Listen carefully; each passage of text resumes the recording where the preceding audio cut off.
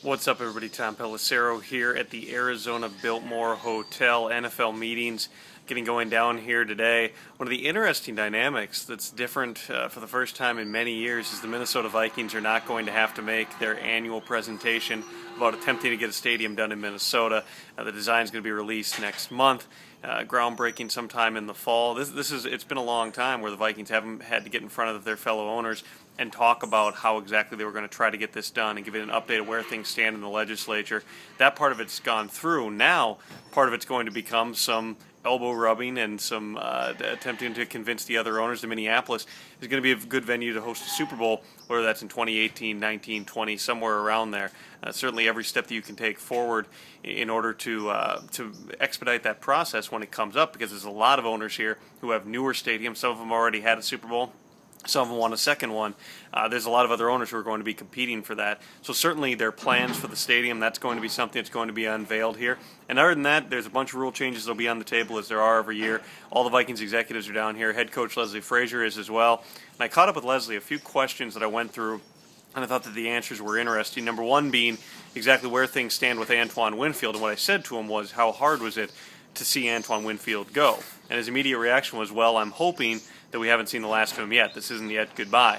And what he meant by that was he actually reached out to Antoine Winfield, and it sounds as if Antoine has gone through the cooling off period after his release from the Vikings that was not expected by him or his agent on Tuesday. It seems as if maybe a little bit of time has healed things here, where Antoine Winfield might be a little bit more accepting of the possibility, at least, of coming back to Minnesota. Now, I've also heard that 3 GMs called on him within the first hour that he was a free agent, that he's going to be taking a couple of other visits this week, and it really remains to be seen whether or not the Vikings are willing to put something on the table that's going to draw Antoine Winfield in and make him overlook everything else and believe that the Vikings are his best opportunity at age 35 in his 15th NFL season to win a Super Bowl. But point being, Rick Spielman always says the door's not closed, even when we know it is. Guys like E.J. Henderson even, he said the door is not closed. In this case, it really appears that the door is not, and Leslie Frazier is attempting to keep it open, because I don't think, as much as they talked about the possibility of dumping Antoine Winfield, I don't think that Leslie really believed that it was going to come to that, even when the numbers rose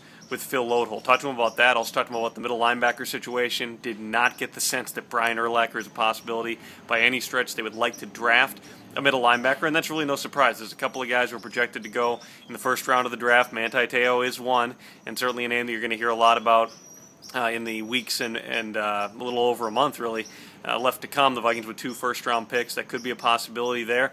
And I also asked Leslie the question of how do you feel that over all the moves that went on this week, between the trade of Harvin, between the release of Winfield, between adding Greg Jennings, adding Matt Castle, re-signing 6-year guys, did you get better?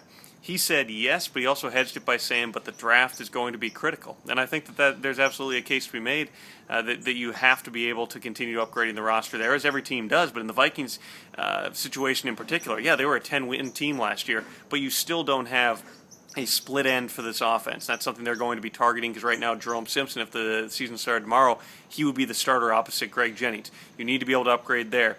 You might be looking at an upgrade at the tight end position. You're certainly upgrading or looking to upgrade the guard position, create competition for Brandon Fusco over at right guard. On defense, defensive tackle continues to be a position where I think in the big picture, and Kevin Williams remains on the roster right now, but as we saw with Antoine Winfield, you never can be too certain. They've got to be able to get a successor at the 3 technique. I'm not sure Christian Ballard's that guy. I still think they could use another option at nose tackle, as much as Fred Evans came on late in the season. Latroy Guion maybe caught his legs a little bit.